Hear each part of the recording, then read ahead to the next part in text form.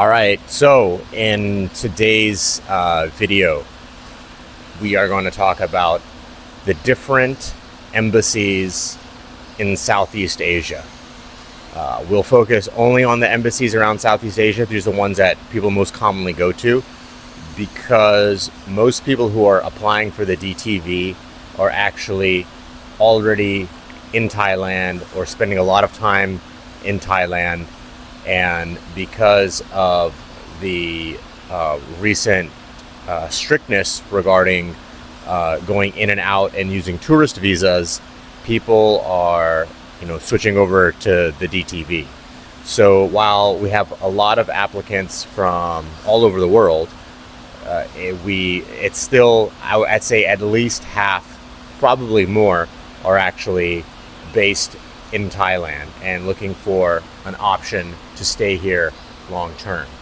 So we're going to go over the most common embassies that people go to in Southeast Asia, some of the unique requirements that they have, and maybe how they have changed over the past couple years.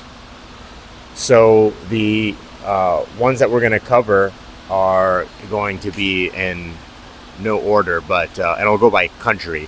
So we have Vietnam, of which people apply in Hanoi or Ho Chi Minh City. Laos, and where you can apply in Vientiane or Savannakhet. Cambodia, we can apply in Phnom Penh. Indonesia, we can apply in Jakarta. Singapore, Manila, and Kuala Lumpur in Malaysia. So these are the most common places people are going to go to. By far, the most popular place that people go to for applying for the DTV is Vietnam. And Vietnam has been a popular destination in general. I think Vietnam is really beginning to rival Thailand as just a destination for expats and digital nomads and travelers. So that's a big factor as to why people choose to go there. Because people want to go to a place that, they think that they can enjoy and have fun in. Maybe their friends are there, right? So I think that plays a big factor. And otherwise, the embassies in Vietnam have been generally pretty consistent from the beginning until now. So if you go to Vietnam to apply, you have two choices. You can apply in Hanoi or you can apply in Ho Chi Minh City. You're going to have to be in the region that serves you. So I believe Hanoi is in the north and Ho Chi Minh City is in the south. So if you are in a certain sector of the country, you would apply at Hanoi. If you're in another region, then you would apply in Ho Chi Minh City. And it is not necessary, and this is very important, while it's not necessary to be in the city, right? You do need to be in the region.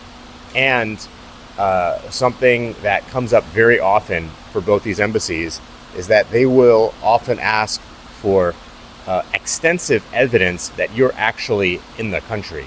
And this, I speculate, goes to the fact that now there are agencies and people trying to not follow the rules and apply while they're not even in the country.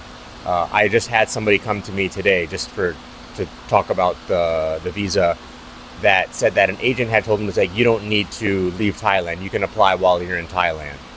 I'm sure you can do a lot of things. Doesn't mean that that's how it's supposed to go. And it can blow up in your face. So I would never encourage, advise, or advocate for anything like that. So now, okay, if you are in Vietnam, they can ask you, for example, and this might be a good thing just to add to your application preemptively. And I think embassies appreciate that, So because they must know that the information is out there about what they may ask for. So to just get all that done and out of the way on your first application, I think can result in a smoother process. So one of the things that will be asked for or can be asked for is all pages of your passport to show that you got an entry stamp, and oftentimes a photograph at a landmark, or a receipt from a store, from a local store.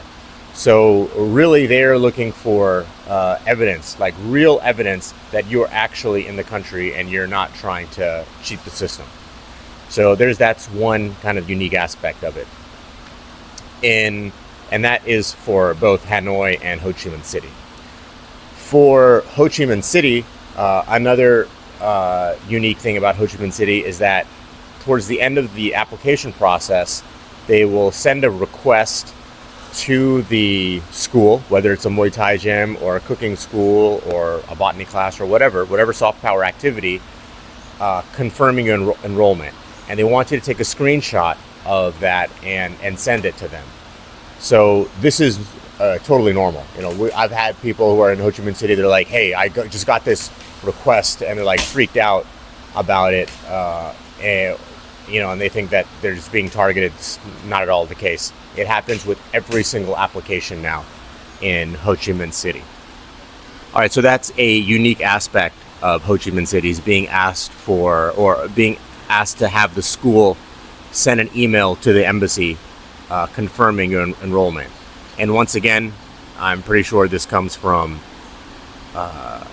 bad characters or agencies trying to do sketchy stuff, where they are taking a school's documents, copying them, and then applying. So the person, if you're seeing ads, I'm seeing a lot now for the DTV visa by embassies, and I often reach out to them and figure out what kind of sketchy thing they're doing. And look, this is not across the board. It's not like every agency is doing that. There's a lot of legit companies and agencies, law firms that have a really good reputation, and I think the volume of people that go through them speaks for their legitimacy. But there's a lot of just small ones popping up that are like, yeah, with really low prices, and those low prices come from doing sketchy stuff. Like, you don't actually have to pay a school, and they'll just copy some school's documents and apply with that. So, for me as a business owner, as a gym owner that is involved in supporting people with the soft power activities, I appreciate things like this, and I would be okay if all the embassies did that. So those are the unique things about Vietnam. Now, regarding course length, is I have seen, even up until now, from short courses, from 1 month, 3 month, and longer courses, right?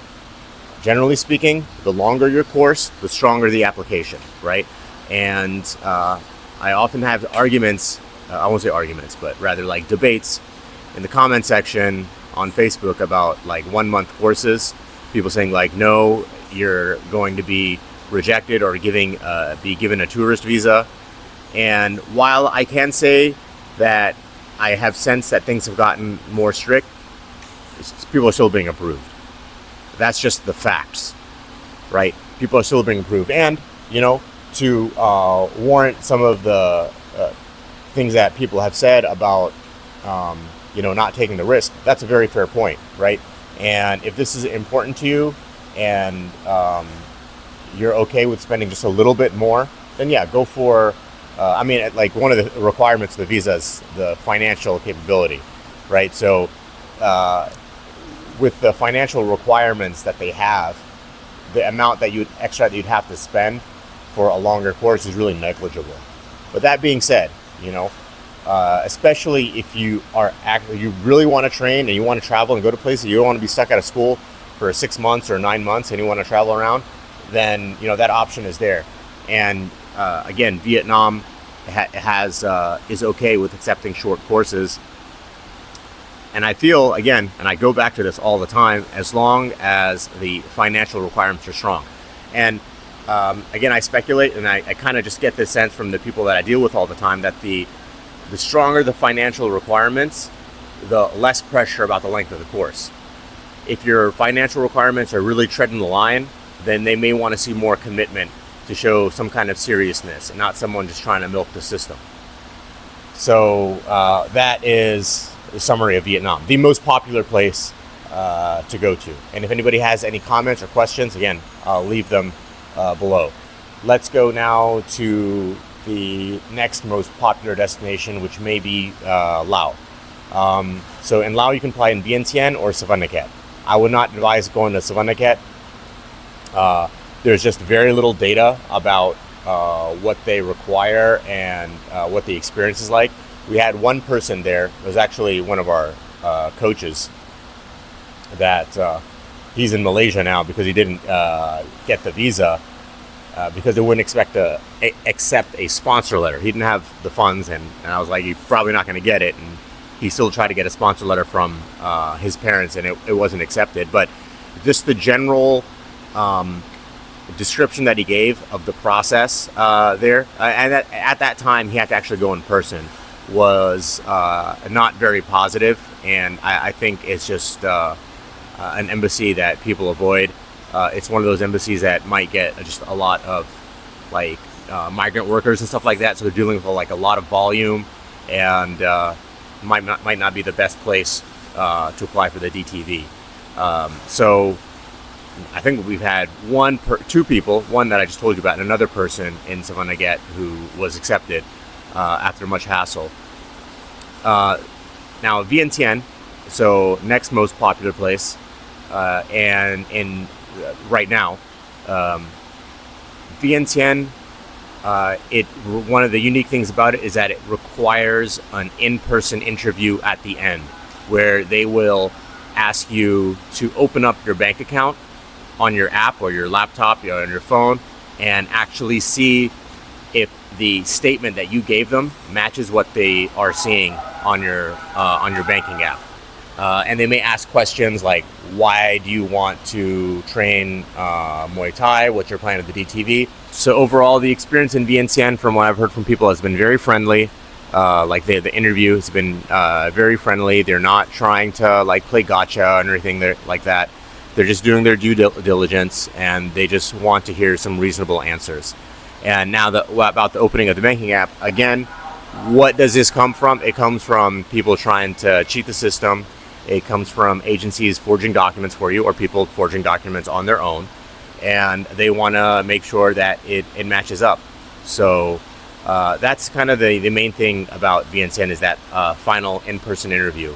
And as of recently, like, you had to actually book an appointment and then submit online and then go to the embassy itself. And Vientiane is one of the very rare places where you will have to go to the embassy yourself at any time. Okay, now moving on to Cambodia, Phnom Penh. No one has gone to Phnom Penh in the longest time, at least on our end. People were going there somewhat, but I believe that the current political tensions between Thailand and Vietnam have resulted in people avoiding the embassy, just because like they feel like it might be a bit of a hassle. And Cambodia has, actually not with us, but from other situations that I've heard about, that they request things to be signed by like government ministry directors, which is like, that's a real, I mean, I would assume that when you're asking for that, they're telling you to go away, because the amount of hassle and headache that you'd have to go through to get someone to sign some random person's like visa document is really unreasonable. Yeah, like no one has been going to Phnom Penh recently. In the beginning, it was a regular place that people would go to, and there were long waits. Like, that was the longest waiting time, was in Phnom Penh, and but not so much. But people just not going there so much anymore. And at the time when people were going there, although there's a long waiting time, in our experience, it was all right. It was generally pretty hassle free. But that was actually before the border tensions that were going on. So that's the most recent. I do know that there are a significant number of Chinese applicants that go to Phnom Penh, and you can kind of see trends, right, where about like international relations. Like China is a huge investor in Cambodia, and so that may create a friendlier environment for Chinese applicants.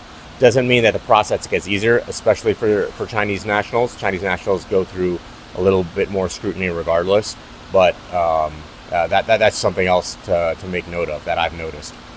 Now moving on to another embassy which I would avoid, and that is Kuala Lumpur. Kuala Lumpur, before, totally fine. People were going there pretty regularly. They would sometimes get additional requests and we would provide them and it'd be fine. But now they've started, well, not started, but even then, they would ask like a ambiguous, have a document, have your invitation letter should come from the government. Okay, so, you know, we will get something from the sports authority, you know, that this person is being invited. But now that process is just taking longer and it's just not worth it. And people sometimes insist because they're in KL that they want to apply, and, you know, we'll give them that opportunity. But now in recent months, after consistently being asked for additional documents, not just from the gym, but from them, and feeling like the responses are slow, and asking for the similar documents in another form, people just give up and go somewhere else. So that is generally right now an embassy that people seem to be avoiding. Next, Singapore. Singapore, you would think, is really, really strict embassy. And in some ways, it's true. You know, Singapore, I spent a lot of time in Singapore. I was working for a Singaporean company before, traveled to Singapore very regularly, probably went there like 50 times in 3 to 4 years. And so I have a pretty good understanding of how Singapore works. And even though they're strict, they're fair. And so the requirements that they will give you, like, they're not going to move the goalposts. They are, as long as, and they're going to be clear about what's asked, and as long as you supply that, they will accept your application and it will be approved. We've had 3 people. It's just not a popular place to go to. I think a lot of it because just being in Singapore is expensive. So if you're in Thailand right now, it kind of, unless you can very well afford it and you really love Singapore, it doesn't really make financial sense to go to Singapore and spend like 2 weeks while just because you're waiting for a visa. And although I love traveling to Singapore, it can be a little bit boring compared to other places, not as exciting in Southeast Asia. But we've had 3 applicants in Singapore. All 3 were actually permanent residents. We have not had any Singaporeans apply in Singapore. I don't think we actually had any Singaporeans move here. Maybe one, and I don't think they applied in Singapore for whatever reason. But we had 2 Japanese and I think an Indian person apply in Singapore. Again, long-term residents. They had their permanent residency visa. And yeah, it was honestly pretty straightforward. One person had to wait like 6 weeks because of their financial documents. The other person got approved in 3 days. So Singapore is pretty straightforward. They also ask for some additional documents, which is really not a problem for us to provide. And again, it's straightforward. What they ask for, as long as you provide it, they're okay. They don't move goalposts. They're not ambiguous about what they are requesting, and they're not out to give you a headache. So that's been my experience with Singapore. Jakarta, we got 2 more. Jakarta and Manila. So Jakarta, very popular place before, now has gone down a bit. And I don't know if that's because of the popularity of Vietnam going up, but Jakarta was really a very straightforward and smooth process for a while. There have been some changes now where 1 month packages, which were accepted in Jakarta, like that, I think everybody was getting a 1 month package before. Now, recently, in February, so this is last month, 2 people who applied in Jakarta who had a 1-month package actually got issued multiple entry tourist visas. So they're going to apply again. I mean, they're okay now for the next 6 months, so they're back in Thailand and they'll just try again somewhere else. But Jakarta now has been issuing that. So I let everybody know that, you know, you can try with a shorter package, because maybe, again, if you fulfill those financial requirements, like, you know, well above and beyond, they might be okay with that, with a shorter package. But so far, it seems like they are now requiring a minimum of 6 months. Another thing that they will ask for in Jakarta is proof of Muay Thai experience. Now, I don't think that they're expecting anyone to be a fighter or have like some kind of professional record that they got to prove, but just show that, hey, I'm actually interested in Muay Thai. So when I go to Thailand on the soft power category of the DTV visa, I will actually train in Muay Thai because I have an interest. So if people are applying in Jakarta, you know, show some evidence of your interest in Muay Thai. You're at a Muay Thai event, you're at Lumpur, at Ratchabunnan, or some Temple Fair Muay Thai show, you know, you got some pictures, put that in your profile. Any times that you've trained, you know, get some pictures of that and add it to your application packet. So that's Jakarta. And finally, Manila. So Manila has gotten a bit more popular recently, and Manila coincidentally was the very first place that anybody from the gym applied for the DTV, and they didn't need anything. Again, this is in July 2024, so things are different, and they do ask for additional documents. They just need an invitation letter, which is like a Word document and an invoice, and that was it. They didn't need or request for anything else. But now it's more like other embassies. I mean, other embassies as well were much more simple and straight, or easier, simple, and now are a little more stringent, obviously, as the DTV gets more popular. And so now Manila, like, are the last person, 2 people who applied in Manila went there with a 3-month package and were approved. And they just asked for some more evidence about their finances, and that was it. I helped this person out, and I just kind of put everything together for them, and showed that, you know, they are getting this income from their they have like some businesses in the United States, and that's where it's coming from. And yeah, I mean, pretty straightforward. Nothing especially different or outside of the norm. You know, I have heard of people getting called in for an interview, but not everybody. It's not like Vientiane.